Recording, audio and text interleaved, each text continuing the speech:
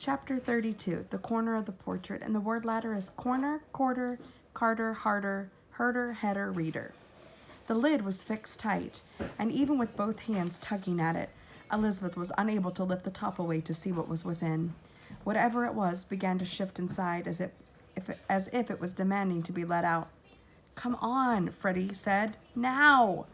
Elizabeth turned off the light, closed the door, and raced toward the front door, where Freddie was waiting, and then she stopped. "Give me 1 more minute," she called. "We should get out of here." The feeling was coming over her again. And then, for some reason she couldn't understand, she looked to the coffee table. A stack of books sat there.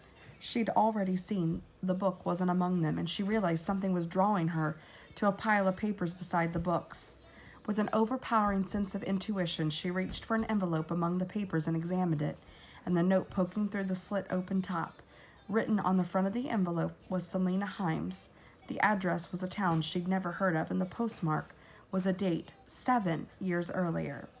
Elizabeth drew out the letter that was within and began to read. "I write this in haste. A crate will arrive for you within 2 days. In it will be the mortal shell of your mother, suspended in a state close to death." She found it necessary to expend nearly all her powers during a critical moment of confrontation, and it has left her just shy of her ultimate end. Through her facility with the Dreadford method, however, she liberated her spirit body from her physical body at the last moment in order to preserve them both. Now each will enter a period of recovery until such time as they can be reunited. Her spirit form will most likely return to the place of her birth and wait. Her body must remain under your care. At some future point, if you yourself keep your powers strong, you will learn when and how to assist your mother, which most likely will entail the aid of a member of the Falls family, knowingly or unknowingly. Simply wait, the path will clarify for you in time, and if your mother's spirit is revived, and if her body is kept nearby, the union will occur, and our glorious lady will resume her reign. I trust you have the ability and resolve to carry out the task required. Note well, do not open the crate yourself. In her service, D. "Come on," Freddie called. Elizabeth returned the letter to the envelope, tucked it back in the pile, and left the room. "What kept you?" Freddie said. "You will not believe this," she said as she pulled the door closed behind her. "There's something in there, I swear, and I found a letter that explains everything." "What do you mean something's in there?" "There's a box like a coffin in the back bedroom, and there's something inside it, and I just found a letter that says Selina is Gracella's daughter, and she's supposed to find a way to bring her mother back to life. It all fits together. I know what's going on." Freddie's mouth fell open. "You've got to be kidding me." A chilling thought came to Elizabeth.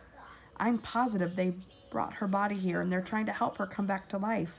All it's waiting for is her spirit. That crimson thing I woke up, I'm sure of it." "You really think there's a body in there?" Elizabeth bit her lower lip and looked at the carpet. Her mind was racing. "I'll make up a story or something," she said, "but I've got to let Norbridge know he has to come here and look in this room."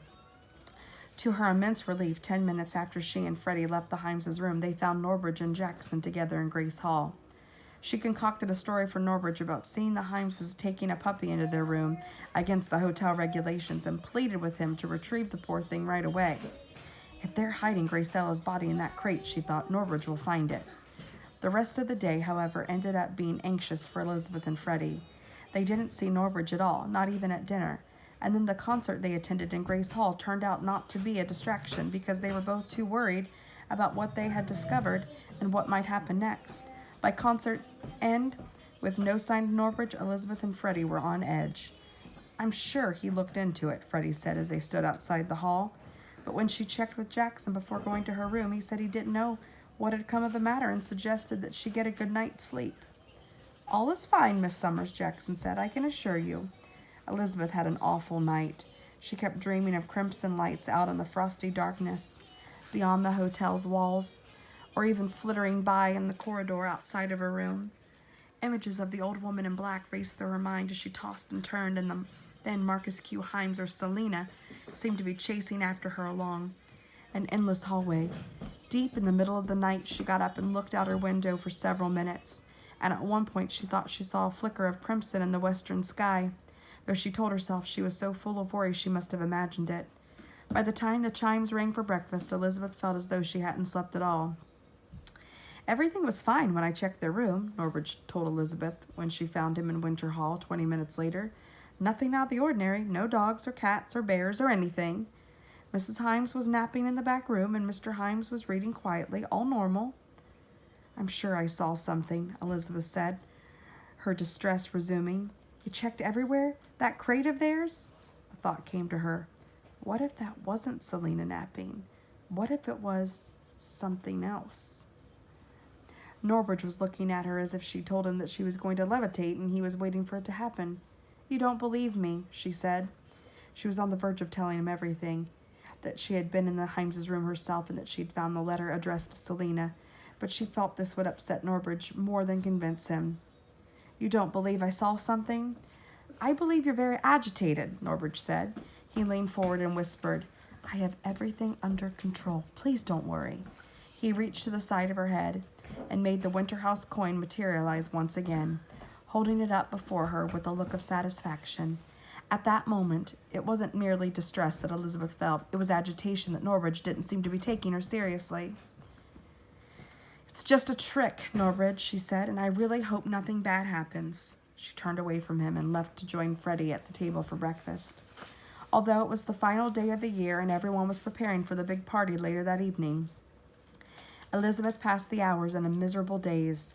She felt certain the Himeses were putting their plan into place and that Norbert simply didn't understand how dire things were. She conferred with Freddie over breakfast and then again at lunch, and then twice more in his workshop. She tried to read without luck in the library and in her room, and she even helped Mr. Wellington and Mr. Rajput with their puzzle for 45 minutes before giving up, because she couldn't find a single piece that fit. Just before dusk, as the late afternoon light faded outside, Elizabeth found herself alone and wandering around the portrait gallery looking at the pictures.